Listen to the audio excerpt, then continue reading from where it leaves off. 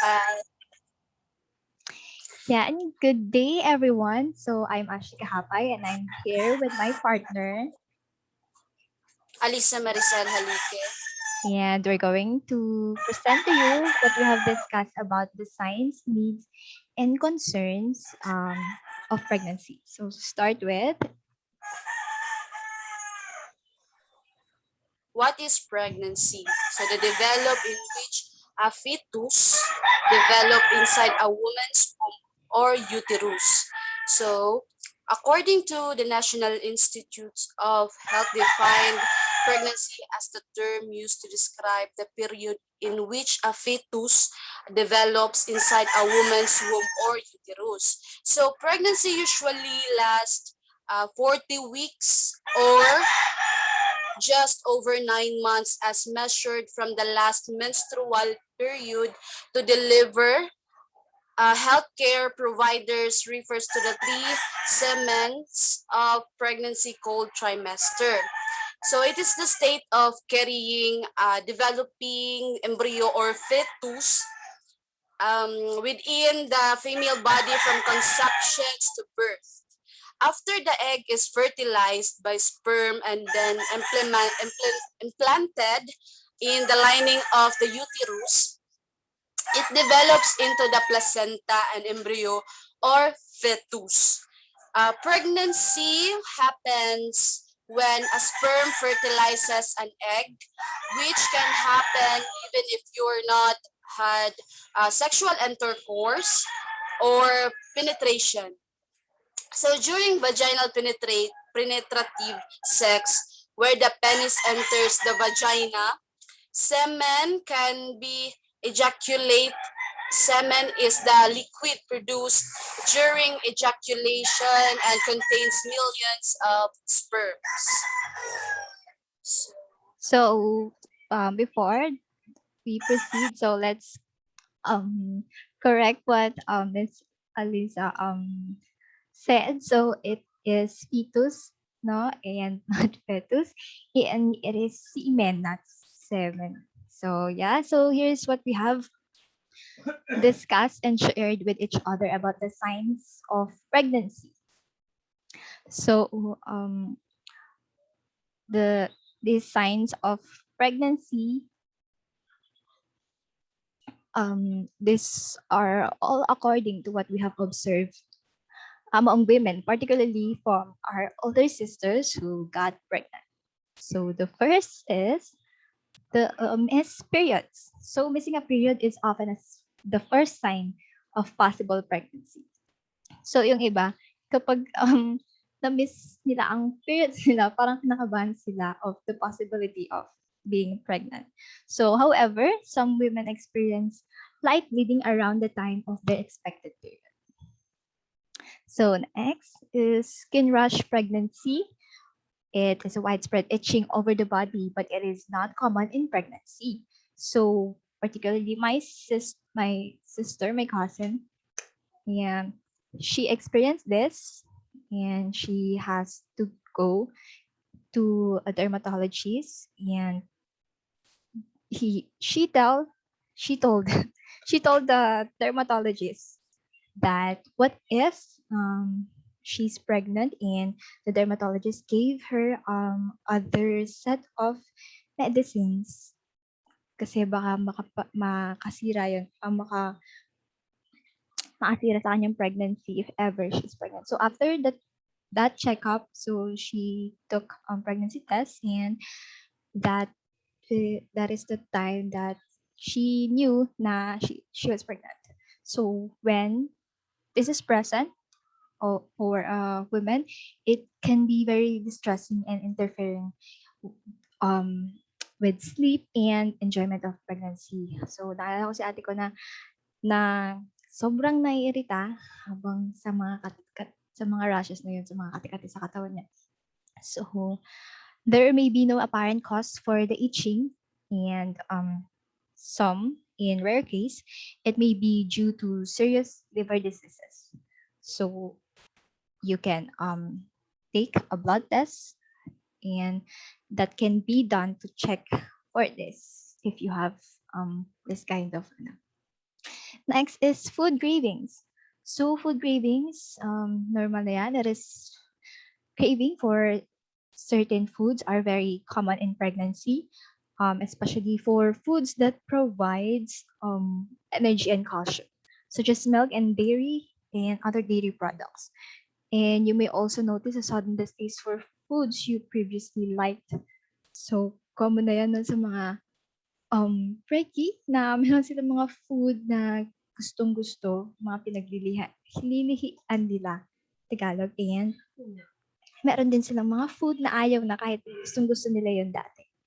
And if we have food cravings, we also have the the taste of foods they like, as I mentioned, and the unusual taste for non-food. Some women even develop this unusual taste for non-food items such as soil or pepper, um, sa gas, sa paint, and others na may amoy.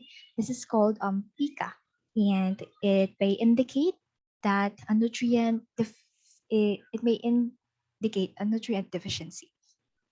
So regarding this, you should speak to your GP or midwife if this develops. And next is the breast discomfort or the breast tenderness and enlargement. During pregnancy, the breast becomes fuller, swollen, and tender. So these changes are similar to those you may have noticed in few days before your period. Some girls kasi or women na-experience din nila to before sila magkaroon.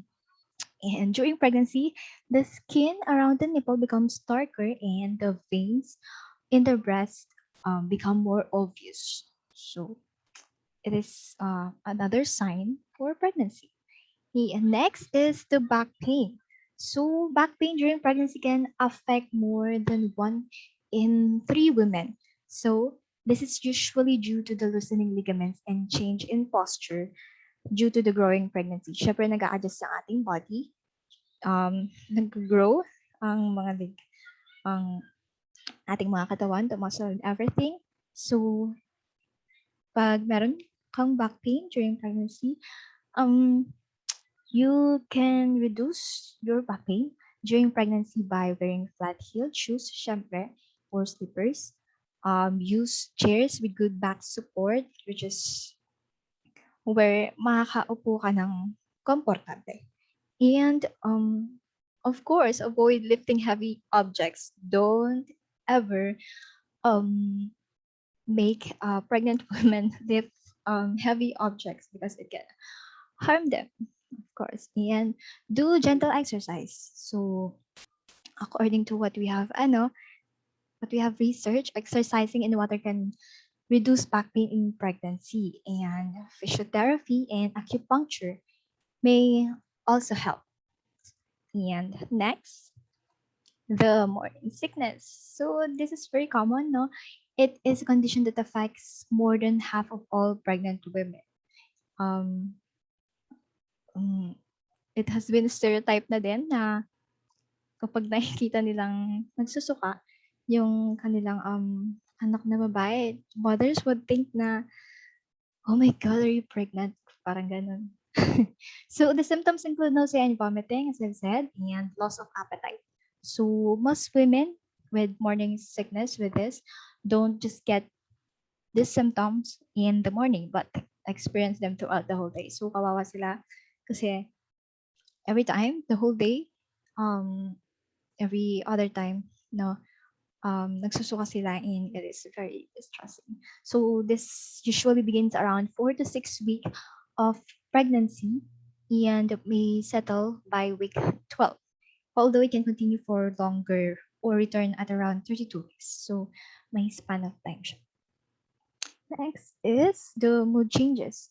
Some of newly pregnant women experience mood changes such as irritability. So this happens often sa mga pregnant women. Madalas nairita sila sa mismong partner nila or asawa nila. No? So other pregnant women experience also the feelings of elation. It is thought that the pregnancy hormones influence chemical in the brain, causing mood changes. So another is during pregnancy, 1 in 10 women experience depression. So it is also in here, magbabago ang kanyang mood dahil sa depression. I think this happens kay Kylie Padilla. So she experienced depression while she was pregnant. But of course, depression is treatable. So if you are feeling depressed or down during pregnancy, it is extremely important to get help early. So you may contact your doctor, midwife, or maternal and child health nurse or your partner, of course, as soon as possible. So the next is the needs and concerns of a pregnant woman. So let's proceed with the needs of a pregnant woman. So the needs of a pregnant woman is prenatal care or extra care. So by living a healthy lifestyle and keeping doctor's appointment while you're pregnant, help your baby grow and develop and keep your both healthy. So a pregnant woman she needs extra care sa baby and sa kanya.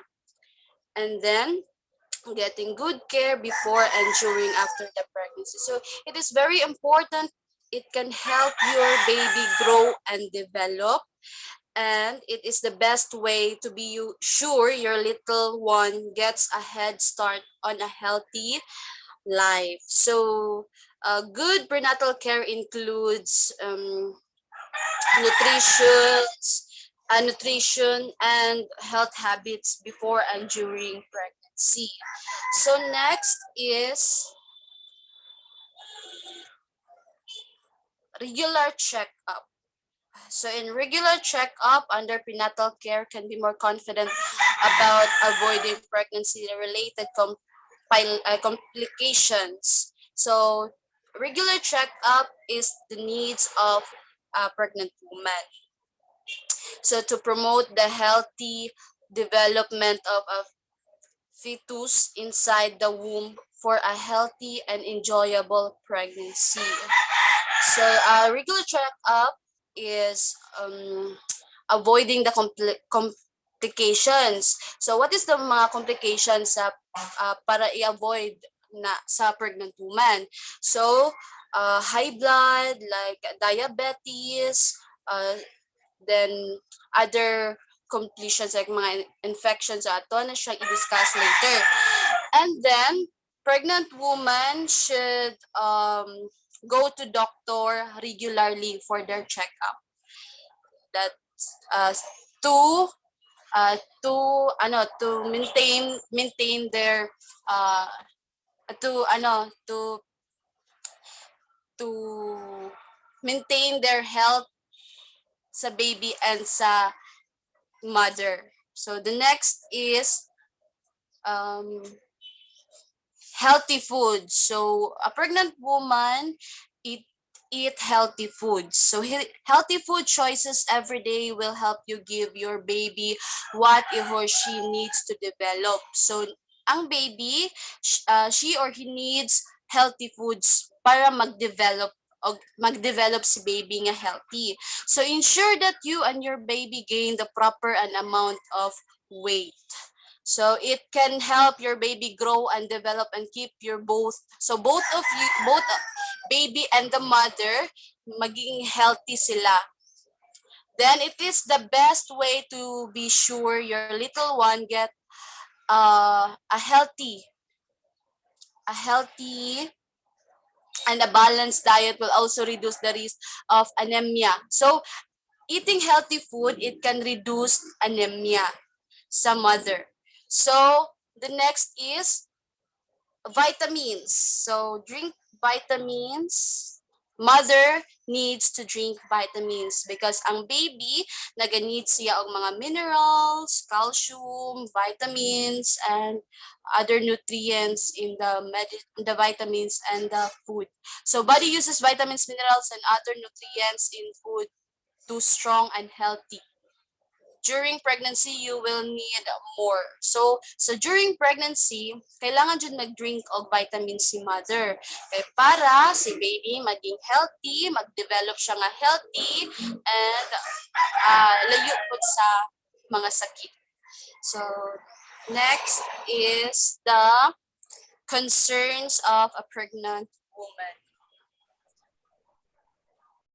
So we have here the high blood pressure. Before and during pregnancy, it puts a pregnant woman and her baby at risk for problems. Nangyari to sa tita ko and my cousin. So habang 8 months pa lang yung cousin ko sa tiyan ni tita ko. So inatake siya ng high blood and then they have to push my cousin para ipanganak na dahil sobrang complicated na, and the result is baka kasi mapano silang dalawa, so they go through it, and the result is yung isang eye ng pinsan ko is mas maliit na nabubuka niya kaysa dun sa isang eye niya. So parang mas maliit yung dito niya kaysa dito. Kung itong normal eye of a person, yung sa kabilang mata niya is parang kalahati lang ang angkas. So, yun yung parang result ng naging complication habang inatake siya ng high blood habang pregnant siya. So, the most important thing to do is to discuss blood pressure problems with your partner also. And before you became pregnant, so that appropriate treatment and control of your blood pressure occurs before pregnancy para maagapan agad at hindi na mangyari yung katulad ng nangyari sa pinsan ko. So getting treatment for high blood pressure is important before, during, and after pregnancy. Next. So infection. So some infection can be harmful to your baby, you and your baby or both.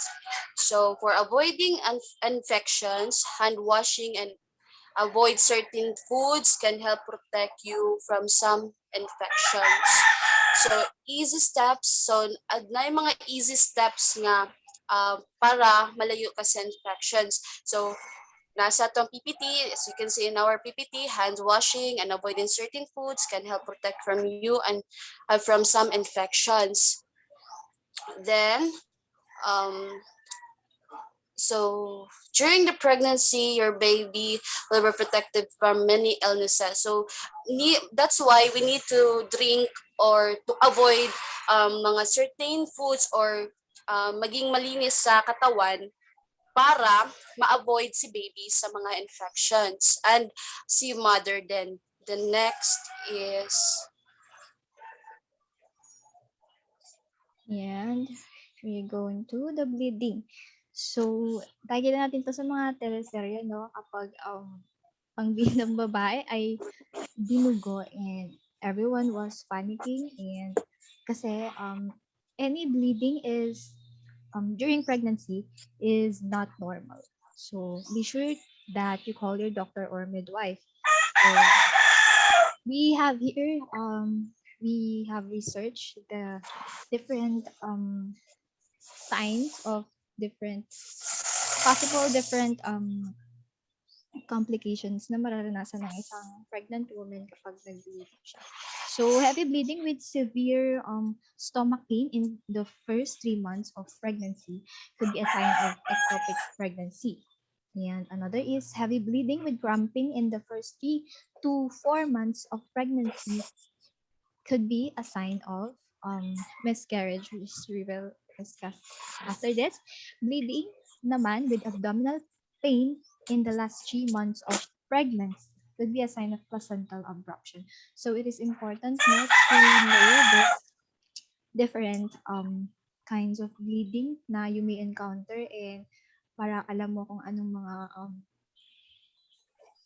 mga gagawin mo para maagapan yung ganitong mga circumstances. So next. so miscarriage. So lose of a baby before 20 weeks gestations.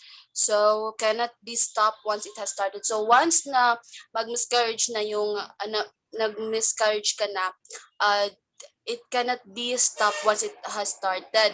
So mother, that's why the mother needs to extra care, needs drink their vitamins and go to the doctors for their regular checkup to avoid this miscarriage. Then, miscarriage cannot be stopped. The more mother needs treatment for infection or to remove remain. So, if nag-miscarriage yung mother, di pa siya pwedeng magbuntis agad. So, she needs to go to the doctor for the treatment para ma-remove tong mga tissues nga nabilin dito sa sulod. So, that would be all. Yeah, and additionally, this happens kay Heart Evangelista na I think 2 to 3 times, I'm not sure siya naka-experience ng miscarriage. So lagi siyang nawawalan ng anak. So it will be very saddening and very distressing. So it can cause anxiety for mother or the pregnant women dahil nawala ang kanyang baby. So as Allysa said, na they need extra care after that because they may experience not only physical pain but also emotional and mental stress or pain. So that's all. That would be all. Thank you for listening to us. This has been Ashley Cahapay, and I'm with my partner. Allysa Maricel Jalique. Yes, and thank you for listening. I hope you guys learn from us. Thank you. Ash, Oy. Ano. naka-off na ang record. Oo. Wait lang, tingnan ko.